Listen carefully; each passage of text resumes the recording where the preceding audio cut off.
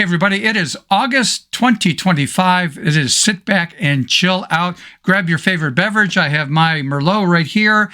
And what I want to emphasize is we're going to cover four things. Number one, we're going to do a thank you to some people. Number two is somebody was asking, actually a few people, how do you deal with negativity? And I'm assuming it's about photography.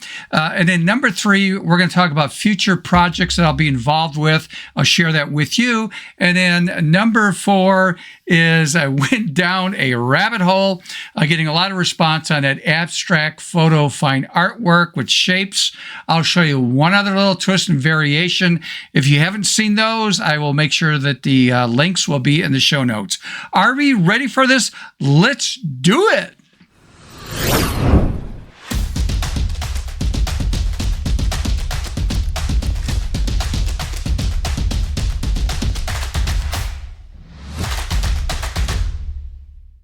Hey everybody, welcome back to my channel. If you're new to the channel, this is dedicated to photography and as a photo artist, pushing ourselves out creatively, say out of the box.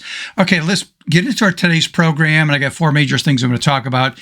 And number one, as I mentioned in the intro, is just a quick thank you.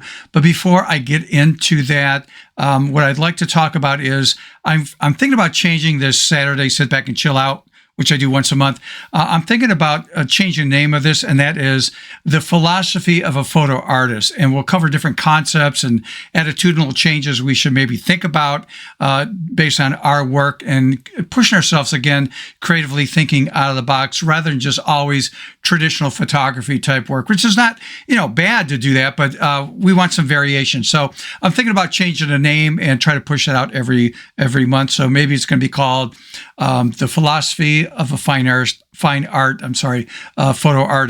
Okay, so next thing we're going to talk about here, or very first thing I should say, and that is a big thank you. There's a list of names here that you see on the screen here. I'd like to thank everybody that's been helping support this channel because, again, this is not a big channel. I'm not earning money. In fact, it's like every other month or so I get a little bit of money from YouTube or whatever. But I'd like to thank the people that have been supporting it by going to buymeacoffee.com/Stephen Photo Artist. The link is right here in the show notes. Actually at the bottom of the screen and in the show notes. So again, thank you for the people that have been supporting the channel. It's on a volunteer basis. It's not necessary to be like a monthly member that you're going to buy me a coffee every month or something like that. I really appreciate the ones that have been supporting the channel. It keeps me motivated to keep working. All right, so let's get into our next issue, and that's issue number 2. Are you ready? Let's do it. Okay, issue number 2. Before I get into this, I also forgot to say that every Wednesday, I try to put out something that has to do with software techniques with photography. And I'm also going to try to do things that have nothing to do with software, things like what modifiers we might think about using under certain situations. And the list goes on and on and on. So it's like non-software issues. Okay, let's get into back here in the program, and that's number 2. And I had some people respond to my private email address, which, by the way, is right here at the bottom of the screen. It is stephenphotoartist@gmail.com. It's in the show notes also. Please feel free to email me privately because I know a lot of people are afraid to post things on comments, which you can still do. I just don't want people getting into fights, type of thing back and forth on there. But to submit something, I usually can take action on things quicker if I get a private email. And I had a lot that had come through probably the last 4 or 5 weeks total. And that is, how do you deal with negativity? And when I get statements like that, I'm thinking, I'm assuming you're talking about photography, all right, or as a photo artist or photographer, whatever. But negativity is negativity. I mean, we deal with it all the time in our life. So how do I deal with that? Well, I learned early in life, and I used to be involved with a lot of reading self-help books, goal setting and taking action on stuff like that. And, attitude does affect you and how you work and what you do and accomplish in life. And people say sometimes, very negative, nasty things. And what you have to realize is it's just words. Okay. I don't let words affect me at all. I'll give you some quick stories here in a minute, but I think that once you become very confident and comfortable in what you're doing, negativity just goes in one ear and out the other. And actually, I need to rephrase that. In that, for me, because I've heard that phrase over and over, I'll just let it go in here and out the other ear. It's just words. That's it. If you're unsure of yourself, yes, it does affect you. But I go to a different level. I hate to say this, but it's like, all right, it goes in one ear, out the other, goes in the toilet, and actually flush the toilet. It goes down the drain. That's my visualization. But I just don't let negativity really bother me. It's stupid. It's just words, okay? So I'll give you the quick example. 20 years when I was traveling, teaching Photoshop, doing these big seminars, there's evaluation forms that went out to all the attendees. And I could have anywhere from 75 people to 300 people. And they graded from, at the end of the seminar, they had to fill out this evaluation form. And they graded everything from 1 to 10, 10 being the best, obviously 1 being the worst. And we had to, as educational trainers, had to average our overall average, and they monitored it about every quarter. We had to do 8 or higher. Now, I was lucky that I was almost averaging about 9 on all my workshops and stuff, but you have to have 8 or higher, because if anything was below that, they question not actually assigning you to go out to teach the workshops internationally. So one of the things that I laughed at all the time was I work hard for 9s and 10s, and I get these eval backs, and I'll scan through them, and I get like 9s and 10s, 9s and 10s, 9s and 10s, and like over 80%. If not higher, are 9s and 10s, 9s and 10s. And once in a while, you get a 1 and 2, 1 and 2, and you go, what the, extreme, and it'd be like ridiculous things like the room was too hot, the room was too cold, it was too bright in the room, it was too dark in the room. All these excuses that had nothing to do with the content of the workshop or the seminar, I should say. I get people that, I thought it was going to be hands-on, and it says in the brochure, it's a seminar. It's a heads up. I mean, how do you teach 75 to 300 people hands-on, right, in one day? If you've ever been to hands-on, you move as fast as the slowest person in the room. But they never read the brochure, because the brochure was sent out to corporations, companies, and they would send their employees. And half the time, the employees never read the brochure, and they expected certain content. My job was to make sure I covered every bullet point that was in the brochure and in their workbook. That's what I had to cover. If I missed something, I would get dinged on that, right? So anyhow, it's just words, and you just have to understand that if you're not sure of yourself, words can affect you in a negative way. So it just comes from being very confident. I just recommend reading self-help books on stuff if you're, stuck in that area. But I'm just assuming that when people are saying how you deal with negativity, I'm assuming it's with photography. And like I said, not everybody's going to love my work. Not everybody's going to agree with me on this channel. It's fine. I mean, I mentioned 90% of what I present to you is not my thoughts and ideas. It's stuff I have learned over 20 years from very successful people, and I'm sharing that with you. Things that worked for me that I learned. I mean, I'm not the smartest person in the world, but if somebody's teaching me a concept that I really like, I'll bear down and beat it to death and get real good at it, because I'm going to take action on that. So anyhow, don't take it personal. Negativity is a state of mind. You can let those negativity and words affect you in a negative way, or just move on. Let it go right in the toilet and flush it down the drain. That's all you got to remember. So I've witnessed this many times. I'm not a psychologist or whatever, but I know there's certain type of people that when they're very negative to you, and you don't take that negativity and you're always being upbeat and positive, they tend to go ballistic. I mean, I've had a few things that happened to me in those 20 years of teaching, and I just don't let, they start looking like an idiot and stuff out there in front of other people. But don't let that get to you. Stick to your guns. Know what you want to do. Move forward. Yeah, you're going to have ups and downs. That's called life. It's just the way it is. So hopefully that helps you out. But it just, study positive, thinking and all these others. I mean, what's it, Rich and Grow Think by Napoleon Hill?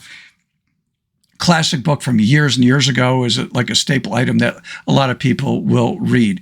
Okay, let's get into the next issue. And I'm going to do a demo here on something. But let's talk about issue number 3. Are we ready? Let's do it. Okay, issue number 3 is going to be some upcoming assignments that I'm going to do. And I have to be extremely honest with you. And this is the first time in my life in photography that if you've been following me, you know that this past May was my last client assignment. I put my foot down and said, no. I was supposed to have done that last year. I couldn't say no. I kept doing stuff. I got busy. My daughter was saying, I thought you were going to stop doing this, stop, whatever. And I just, your dad just can't say no. So this year, that was it. So here's what's interesting. And that is, I get to play. I mean, I haven't had this. It's like, I'm like a kid in a candy store. Where do I begin? And you saw me mention just, a couple weeks ago about David Yarrow, Black and White. Take a look at his work. I got inspired by him. I talked about inspiration on that past video. And inspiration doesn't mean anything unless you take action on it. Otherwise, you've just been entertained versus inspired. Well, I did a project. I just don't have it done yet, but I will share that with you, where I actually did a quick photo session in a bar restaurant with, again, so many employees there and a lion on the bar walking toward me, just like a David Yarrow thing, but it wasn't real. It was a composite. So I'm going to share my experience, what I learned when I did that with you. That's upcoming. But there's another thing that I'm going to be doing, and it has to do with a lens that I just purchased. And I talked about this in the past, and that is when you purchase items, a lot of times as photographers, we get something called GAS. And GAS means gear acquisition syndrome. I mean, we all get in that trap. We need to buy stuff. And then a lot of times we buy stuff and we use it for a little bit and then it sits on a shelf and we never use it again. So I learned that, well, one, do I really need this? Am I going to use this? What am I use it for? Is it worth the investment? So the answer, I will explain to you when this comes out, why I decided to buy this lens, what was special and different about this lens, and I'm actually going to go out and use it and show you the end results, and I'm going to show you the results without any major editing. The only thing I might do is maybe recrop it a little bit on some of the images, maybe not at all, and I might adjust the exposure a bit, and that is it. And I think you're going to be surprised at the results that this lens will actually produce for me. And that is why I bought it. Plus another reason why I bought it, which again, I'll explain that in the future. So I'm going to be doing special personal projects to experiment. And I want to experience like street photography. I'm not a street photographer, but I'm going to go out when I have time to do it, but I'm going to study it. I'm going to go out and make mistakes, come back and find people that like their work in street photography and find out what I like about it. And I'll try to adapt that style, but I got to go out first and make mistakes because I talk about this all the time. That was pounded into my head. When you go out and make mistakes, you learn from those mistakes. Okay. I don't have to worry about clients. This is personal stuff now, right? I'm always so used to under the gun. I've got to get this project done by this date for the client. Now, I don't have that worry. It's like, oh, wow, I get to go out and play. So I'm all excited about this first time in 20 years. And I want to share that experience with you. And plus your comments coming back to help me out. And so we can all learn together. So I'm going to be doing, as we move forward on this channel, a lot of personal projects. And again, sharing my, what did I learn? What I got good or bad about different things, equipment, that kind of stuff right there. All right, so let's get to a demo here. The very last thing, and that is going down that rabbit hole of that abstract photo art we were talking about with shapes. Are we ready? Let's get into that. All right, here in the last session here, we're going to talk about going down that rabbit hole of the abstract, art or, using shapes and stuff. And if you missed those video, I'll put the links. There's actually two of them. The initial one where I built something, and then I did a follow-up on that concept of working with abstract art with your photos. And I'm going down a rabbit hole. I'm going to show you one other thing I just did that was pretty cool. So anyhow, let's jump into Photoshop right here. And by the way, if you're learning anything or interested in future stuff, do me a favor, like the video, subscribe if you have not subscribed, hit the notification bell next time I upload a video, which I'm probably not going to be doing it once a week no more. It's probably going to be a little bit more than one a week, but you'll get notified on that every time I upload a video on YouTube.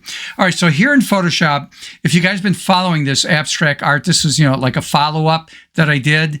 And again, if you haven't seen the 2 videos, I will have that in the show notes for you, and you can link on that and watch those other 2 videos.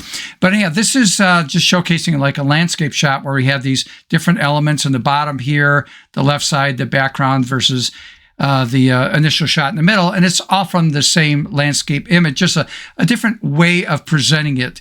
Well, I ended up doing something like this, and I just like changed it a little bit where this is a little bit more dominant, and the reason is over here and the background here and also the bottom, I blurred that with a Gaussian blur. So the way I did it was, let me go to right here. This is representing the bottom, so I can turn that on and off.